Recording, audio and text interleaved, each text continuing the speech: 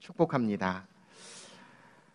여러분, 우리 어른들에게 가장 어른스러운 모습이 있다면 그것은 어떤 상황 속에 넘어져도 마치 오뚜기와 같이 벌떡 일어설 수 있다라는 것이지만, 또한 우리 어른들에게 있어서 가장 부족한 점이 있다면 그것은 어린 아이들처럼 우는 눈물의 부재일 것입니다. 사람들 앞에서뿐만이 아니라 하나님 앞에서 흘리는 눈물은 나의 정서를 순환시키고 내 마음의 염증을 가라앉히며 하나님 앞에서 진실해지는 가장 좋은 수단임에도 말입니다. 성경에 나오는 인물들을 보시면 자주 눈물을 흘리는 모습을 보게 됩니다. 특히 외적으로 아주 강해 보이는 성경의 남자들도 전부 눈물을 흘립니다. 그런 의미에서 오늘날 남자들은 눈물 흘리면 안 된다라는 보통의 관념을 깨고 감수성 풍부한 인물들로 등장하는 것이 성경의 또 다른 매력이 아닐까 하는 생각을 해봅니다. 눈물은 화학적으로는 소금이 조금 들어있는 물일 뿐이지만 감정의 카타르시스, 즉 감정을 정화하는 작용을 한다라는 것이죠. 이러한 눈물은 우리의 삶의 슬픔과 여러 가지 고통을 치유하는 작용을 하는데, 아마 여러분들도 삶의 경험을 통해 이 눈물의 능력을 충분히 알고 계실 것입니다. 우리는 흔히 그런 의미에서 성경 인물들 중에서도요, 오늘 본문에 등장하는 요셉이라는 사람은 참 많이 울었던 사람입니다. 우리가 알고 있는 요셉은 꿈의 사람 요셉이라고 알고 계시지만, 여러분, 그것은 요셉에 대해 잘 모르는 사람들이 하는 이야기입니다. 요셉은 눈물의 사람입니다. 물론 요셉은 꿈의 사람이라고 해도 맞는 말입니다. 그가 17살에 꾸었던 그 꿈을 붙들고 그 어렵고 힘든 여정을 그는 잘 이겨내었습니다.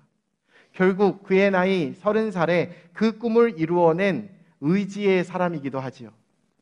그동안 그는 미움을 당하고 죽을 뻔했고 구덩이에 갇혔고 노예로 팔려가며 고생했고 모함을 받고 쫓겨나고 급기야 억울하게 감옥에 갇히는 죄수가 되기까지 정말 파란만장한 인생을 살아왔지만, 그럼에도 불구하고 그는 하나님을 굳건하게 믿는 믿음으로 요셉은 모든 상황 속에서도 인내하고 부지런했으며 인정받았고, 하나님 주시는 그 지혜로 말미암아 정말 아무나 될 수 없는 애굽 나라의 총리가 되었습니다. 그러니 이 모든 것은요, 그가 꾸었던 17살의 꿈 덕분이었습니다. 하지만 이러한 꿈의 사람 요셉의 이야기는요, 창세기 37장으로 시작을 해서 41장에 이르기까지 5장 만에 끝이 납니다.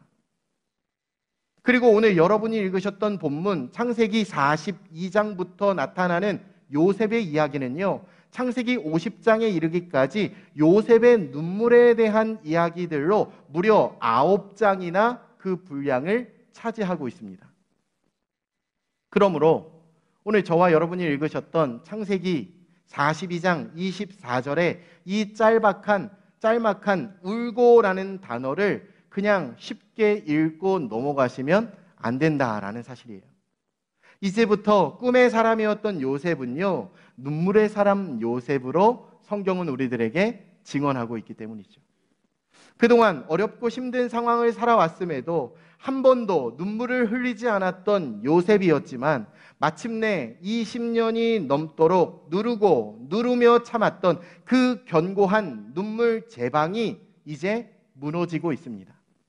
자, 그렇다면 오늘 창세기 42장 24절에 이어서요, 창세기 43장 30절부터 창세기 50장 17절에 이르기까지 이 강인했던 사람 요셉이 왜 그토록 울고 또 울었을까요?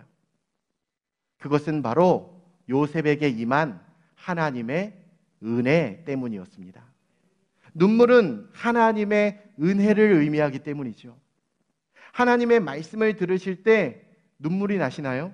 여러분, 그것은 그 하나님의 말씀을 통해 하나님의 은혜가 나에게 임했다라는 증거인 줄로 믿습니다. 찬양을 하고 기도할 때에, 예배당에 올라올 때에 여러분 눈물이 나십니까? 그렇다면 이제 여러분들에게 하나님의 은혜가 시작되셨다라는 증거인 줄로 믿습니다. 저는 지난주 수요일 날요, 암센터에 한 집사님을 신방하기 위해 다녀왔습니다. 그분의 어깨에 손을 얹고 그분에게 예수님에 대한 이야기를 말씀드리며 예수님을 영접하게 한 후 그분을 위하여 간절히 기도할 때에 순간 저도 모르게 제 마음에 기도 중에 뭉클한 마음이 얼마나 크게 있었는지 모릅니다. 물론 그 집사님과 제가 어떤 교제를 많이 해서 그분과 제가 어떤 친밀한 관계여서가 아니었습니다. 하지만 기도할 때 그 집사님을 향한 우리 하나님 아버지의 긍휼하신 마음, 그 집사님을 향한 우리 하나님 아버지의 사랑의 마음이 제 안에 느껴지기 시작했습니다. 순간 저도 모르게 눈물이 나는 거예요. 그러니 여러분, 이것은 저와 그 집사님에게 하나님의 은혜가 임했다라는 증거였습니다. 병원에서 돌아오면서 제가 다시금 깨닫게 된 것은 내가 무언가를 이루어야 한다라는 꿈만 가지고서는 안 되는구나. 반드시 내 안에 이 어린아이와 같은 정말 순수한 눈물이 있어야 하는구나 라는 것을 다시금 생각하게 되었습니다. 성경을 보니까요, 정말 요셉뿐만이 아니라 다윗도, 모세도, 느헤미야도, 사도 바울도 성경의 수많은 인물들이 그들의 눈물로 말미암아 정말 능력 있게 쓰임받게 된 줄로 믿습니다. 여러분, 우리 예수님은 더 말할 것도 없습니다. 인류의 구원을 위하여 이 땅에 오셨건만 주님은요, 언제나 그분의 눈물로 그 모든 구원의 목표를 이루어 가셨습니다. 마지막 겟세마네 동산에서 우리 예수님은요, 그 피눈물로 말미암아 주님의 십자가의 길을 묵묵히 걸어가신 줄로 믿습니다. 그런 의미에서 사랑하는 여러분, 사명은 기억해 주십시오. 어린아이와 같은 눈물로 감당하는 것인 줄로 믿습니다. 한 번 더 말씀드릴게요. 하나님이 나에게 주신 사명은 어린아이와 같은 눈물로 감당하셔야 된다는 거예요. 우리가 성경을 읽다가 성경 위에 뚝뚝 떨어지는 그 눈물이 하나님의 말씀의 역사가 나타나는 동력이 될 줄로 믿습니다. 기도하다 여러분의 무릎 가운데 떨어지는 그 눈물이 결국 무너진 우리의 무릎을 다시 일으켜 세워주실 줄로 믿습니다.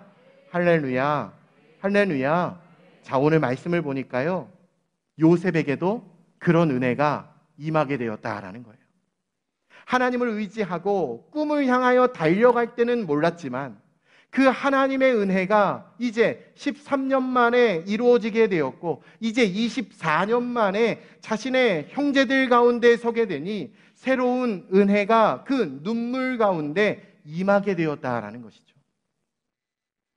자, 그렇다면 요셉에게 임했던 그 눈물의 은혜는 과연 어떤 은혜였느냐? 먼저 생각할 것은요, 바로 그리움의 은혜였습니다. 그리움의 은혜. 그동안은 모함을 받고 미움을 받은 동생의 입장에 있었을 때 오로지 그 요셉의 마음에는요, 서운한 마음이 가득했을 것입니다. 솔직히 이제는 애굽의 총리라는 자리까지 출세한 이상 여러분 충분히 안갚음도 하고 싶었을 것입니다.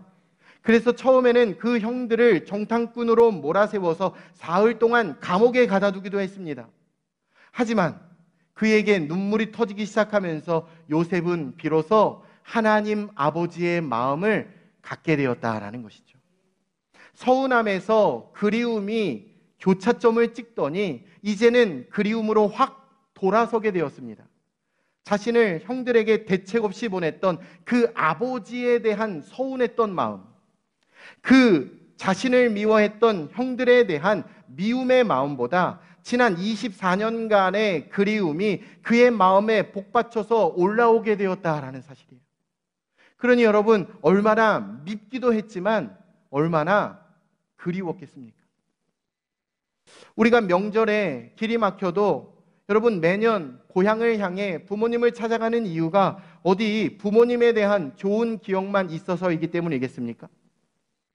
여러분 그리운 곳이 그곳이기 때문에 그 가는 길이 막히더라도 그 길을 뚫고 그렇게 힘겨운 여정을 향해 가는 것입니다. 그 사랑 때문에 그냥 자동적으로 끌려간다라는 것이죠.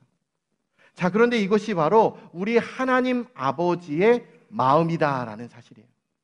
하나님은 오늘 저와 여러분을 누구보다 무엇보다 그리워하십니다. 너무 보고 싶어 하십니다.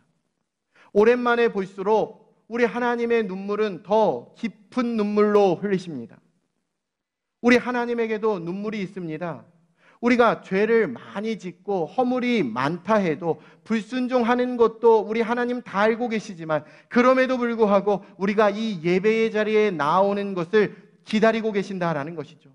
아, 예배 시간에 좀 봤으면 좋겠다라고 소원하신다라는 사실이에요. 실패해도 좋으니 그 모습 그대로, 있는 모습 그대로 날 좀 만났으면 좋겠다, 이렇게 말씀하시는 것입니다. 이것이 바로 하나님의 마음이지요. 하나님의 눈물입니다. 오늘 요셉은 형들 앞에서 그 그리움의 눈물을 통해서 우리 하나님 아버지의 마음을 깨닫게 되는 은혜를 경험한 줄로 믿습니다.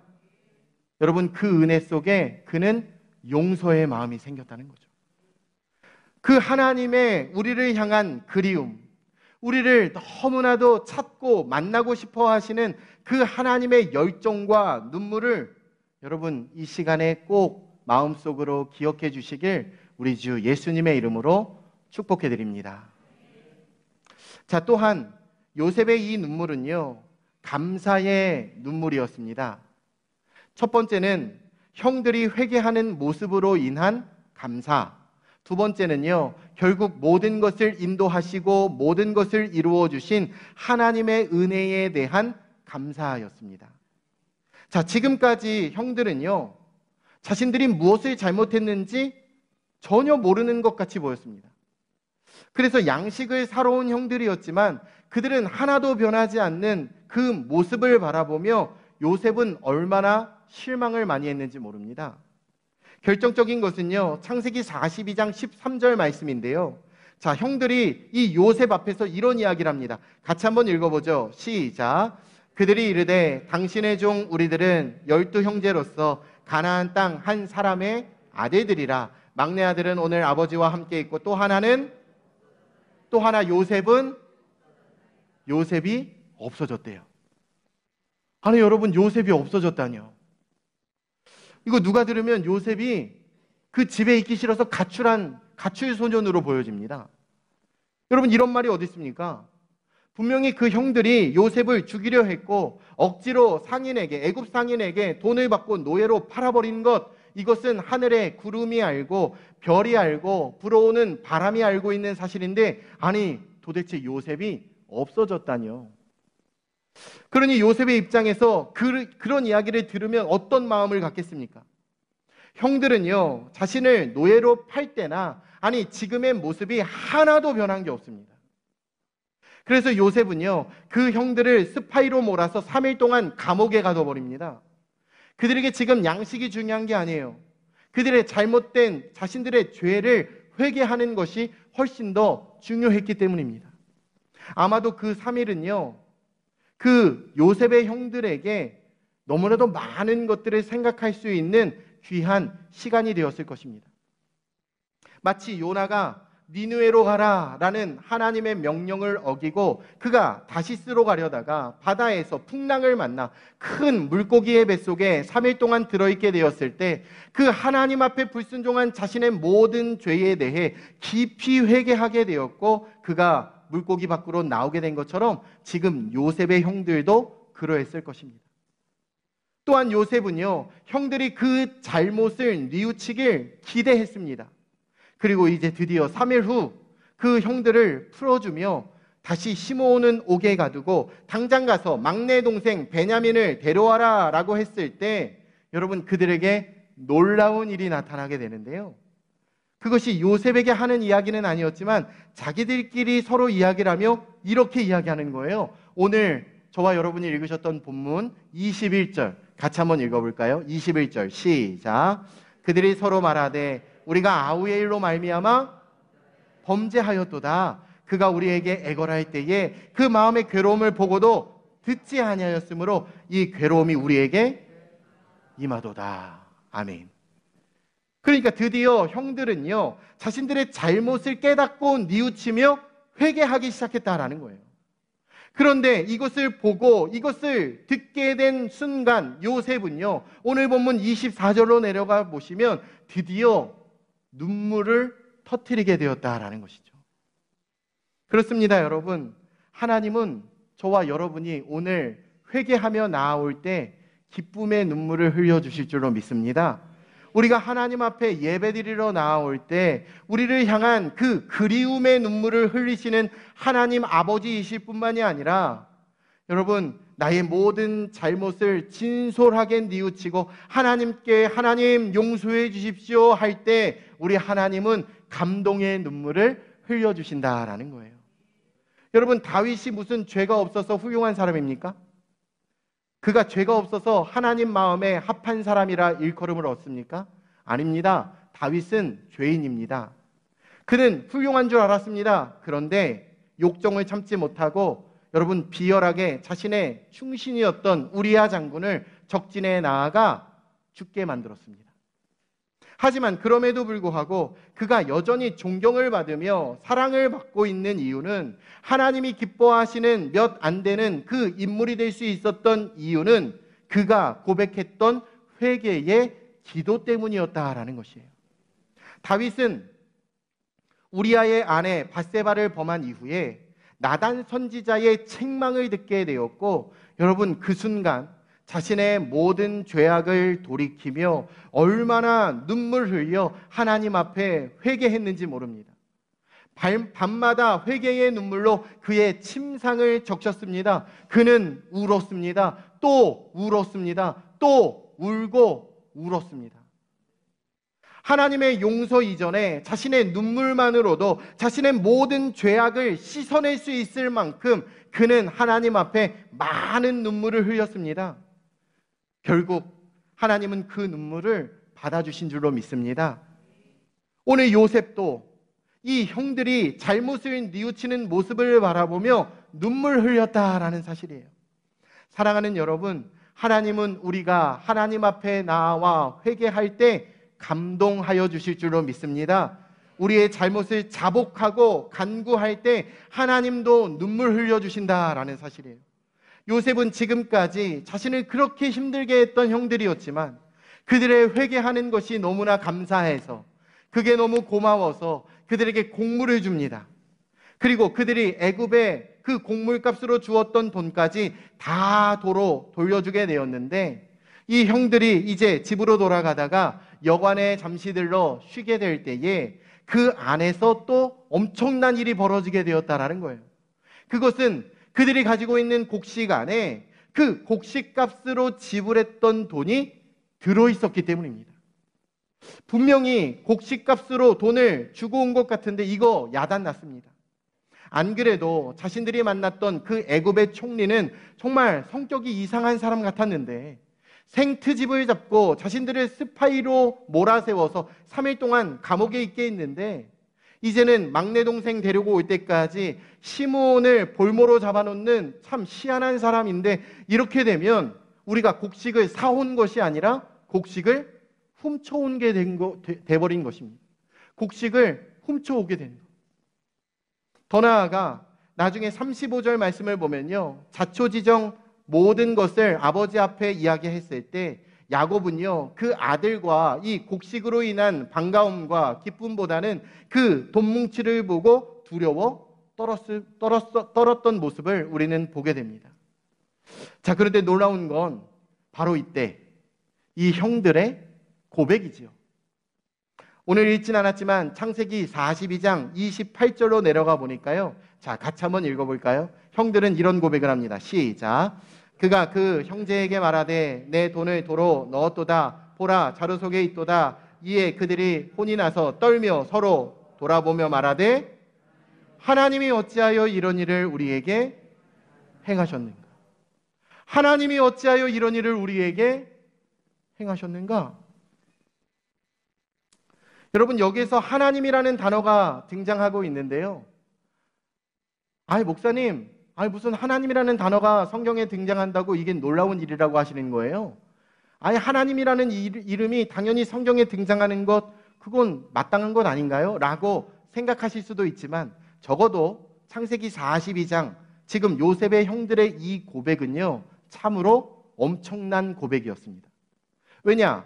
그 형들은요, 지금까지 단 한 번도 그들의 입에서 하나님이라는 존재에 대하여 언급한 바가 전혀 없었기 때문이에요. 그들의 징조 할아버지인 아브라함이 믿음의 조상입니다. 그들의 할아버지인 이삭이 순종의 사람입니다. 그들의 아버지인 야곱은 축복의 사람이지요. 그런데 참 희한하게 그 아들들은요, 전혀 하나님에 대해 진솔한 삶의 고백을 해본 적이 없었다라는 거예요. 물론 그들도 믿는 사람들입니다. 모태신앙인입니다. 어려서부터 아버지의 어깨너머로 제사 드리는 방법에 대하여 알고 있습니다. 어떻게 예배 드리는지 알고 있었습니다.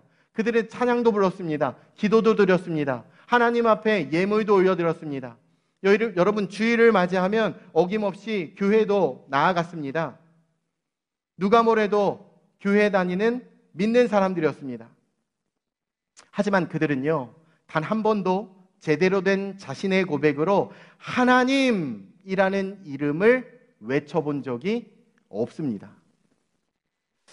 이를 증명하는 것이 창세기 37장 이후로 그 형들의 입에서 하나님이라는 고백은 성경에서 단 한 번도 기록되어져 있지 않았기 때문이에요. 그러나 요셉은 다릅니다. 그는 노예로 팔려갔지만 그의 형통을 모두 하나님의 은혜입니다 라고 여러분 창세기 곳곳에 그는 고백하고 있습니다. 보디발의 부인이 요셉을 유혹했을 때에 내가 어찌 이 큰 악을 행하며 하나님 앞에 득죄하리까 라고 하며 하나님의 이름을 언급했습니다. 감옥에 갇혀 술 맡은 관원장과 떡 굽는 관원장의 꿈을 해석해 줄 때에도 모든 해석은 하나님께 있다라고 창세기 40장 8절 말씀에 요셉은 고백하고 있습니다. 그가 애굽 나라의 왕 바로 앞에 섰을 때에도 그 꿈에 대해 하나님께서 말씀하실 것이라고 창세기 41장 16절 이하에 요셉은 분명히 고백하고 있습니다. 그리고 결국 그의 이러한 고백은요, 애굽의 왕이었던 바로 왕의 고백으로도 이어져서 창세기 41장 38절에 같이 한번 읽어볼까요? 바로가 이렇게 고백합니다. 시작. 바로가 그의 신하들에게 이르되 이와 같이 하나님의 영에 감동된 사람을 우리가 어찌 찾을 수 있으리요. 아멘. 하지만 그의 형들은 다릅니다. 하나님에 대해 단 한마디의 고백도 없습니다. 신앙생활 했음에도 불구하고 하나님을 부르지 않습니다. 그런데 여러분, 처음으로 이 모든 일을 하나님이 행하셨다라고 드디어 고백하고 있다라는 거죠. 자신들이 지금 당하고 있는 모든 것들은 하나님의 역사임을 고백하고 있다라는 것입니다. 지금까지는 형식적인 신앙인이었습니다. 하나님이라고 한 번도 고백할 줄 몰랐던 신앙인이었습니다.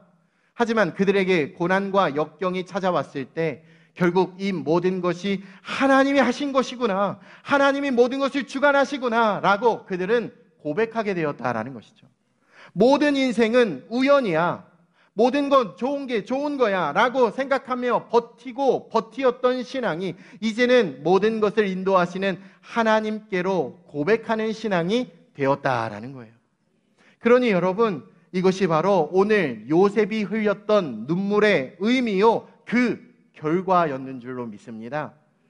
그 형들에 대한 그리움과 그 형들의 회개에 대한 감사와 그리고 이 모든 것은 하나님께서 인도하신 일이다, 하나님이 이루신 것이다 라고 하는 그 형들의 고백은 애굽의 총리였던 요셉으로 마치 어린아이와 같은 눈물을 흘리게 만들었다라는 사실이에요. 그렇습니다, 여러분. 우리의 삶의 모든 것은 하나부터 열까지 하나님이 개입하시지 아니하신 것은 하나도 없는 줄로 믿습니다. 내가 받는 축복도, 내가 누리는 영광도, 때로는 날 찾아오는 고난도, 실패도, 시련도, 내 안에 있는 상처도, 모든 것은 하나님의 뜻 안에 있습니다. 그 모든 상황 속엔 하나님의 마음이 고스란히 담겨져 있다라는 것이죠. 오늘 우리를 그토록 그리워하시는 하나님께 나아가시길 바랍니다. 우리의 모든 죄를 고백하시길 바랍니다. 주님, 저는 죄인입니다. 그러나 주님, 저를 용서해 주시옵소서. 그리고 내 삶은 처음부터 끝까지 하나님이 여기까지 인도해 주셨다라는 고백을 하시길 바랍니다. 하나님은 그러한 우리의 모습을 바라보시며 눈물 흘려 주실 것입니다. 그리고 그 하나님의 눈물이 오늘 신앙생활하고 있는 저와 여러분들의 심령 위에 하나님의 은혜로 그 눈물이 우리에게 임하게 될 줄로 믿습니다. 하나님이 주시는 눈물, 그 은혜의 눈물. 내가 누려왔던 모든 것들이, 내가 지나왔던 모든 시간이, 내가 걸어왔던 모든 순간이 당연한 것이 아니라 하나님의 은혜였다고. 아침에 해가 뜨고 저녁에 노을이 있으며 봄에 꽃향기와 가을의 열매, 변하는 계절의 그 모든 순간이 당연한 것이 아니라 하나님의 전적인 은혜였다고. 내가 이 땅에 태어나서 살아가며 어린아이 시절과 오늘의 내가 있기까지 숨을 쉬며 살며 꿈을 꾸고 있는 이 모든 것이 당연한 것이 아니라 하나님의 은혜였다고. 은혜라는 이 찬양의 가사와 같이 오늘도 나를 붙드시고 나와 함께 하시는 그 주님께, 그 주님의 눈물의 은혜를 힘입어 우리도 눈물로 주님 앞에 서는 저와 여러분이 다 되시길 예수님의 이름으로 축원해 드립니다.